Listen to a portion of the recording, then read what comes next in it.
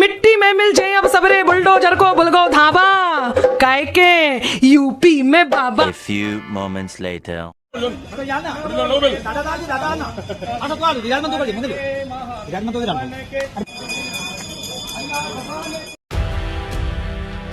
अनामिका जैन अंबर एक ऐसी कवियत्री हैं जिन्होंने अपनी कविताओं और गीतों से उत्तर प्रदेश की सियासत में खूब सुर्खियां बटोरी।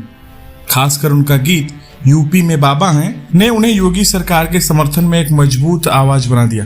लेकिन हाल ही में जब बुलडोजर जैन मंदिर पर चला तो उनकी चीखें और आंसुओं ने उनके चरित्र को उजागर कर दिया।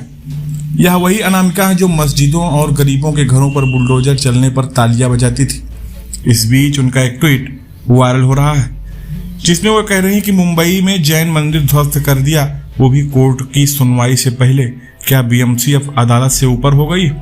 जहां बिल्डरों की अवैध मीनारें फल फूल रही हैं, वहां आस्था के एक शांत मंदिर में बुलडोजर चला दिया गया। बीएमसी की हिम्मत सिर्फ कमजोरों पर चलती है, ना बिल्डर डरते हैं ना घोटालेबाज।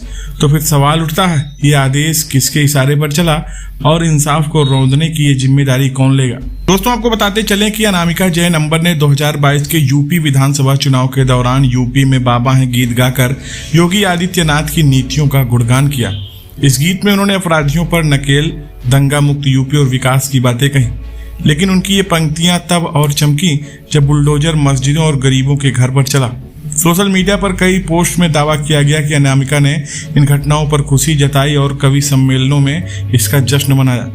मस्जिदों के ढहने पर उनकी कविताएं गर्व से भरी होती थी और गरीबों के आशियाने पर उजड़ने पर उनकी चुप्पी सियासी समर्थन की कहानी कहती थी।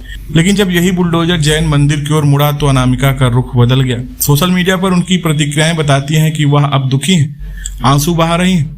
यह दुख स्वाभाविक हो सकता है, लेकिन यह सवाल उठाता है कि जब दूसरों के धार्मिक स्थल या घर टूट रहे थे तब उनकी संवेदनशीलता कहाँ थी? क्या उनका दर्द सिर्फ अपने समुदाय तक सीमित? यह दोहरा मापदंड उनकी विश्वसनीयता पर भी सवाल उठाता है। जैन धर्म अहिंसा और करुणा का पैरोकार है अनामिका, जो खुद को जैन कहती हैं। क्या कभी यह सोचती हैं कि उनकी कविताएं हिंसा और अन्याय को बढ़ावा दे रही? जब वह यूपी में बाबा हैं गाकर बुलडोजर की तारीफ करती थी, तब क्या उन्होंने उन परिवारों के बारे में सोचा जिनके घर उजड़ गए, गरीब जो रातों रात बेघर हो गए? उनकी पीड़ा अनामिका की कविताओं में क्यों नहीं दिखी? यह साफ है कि उनकी कविताएं सियासी मंचों पर तालियां बटोरने के लिए थी, न कि समाज की भलाई के लिए। सोशल मीडिया पर लोग अनामिका को सरकारी कवि कहकर तंज कस रहे हैं। उनकी कविताएं सरकार की नीतियों का महिमा मंडन करती हैं, लेकिन जब वही नीतियां उनके अपने समुदाय को चोट पहुंचाती हैं तो वह विरोध में उतर आती हैं। यह पाखंड नहीं तो और क्या है?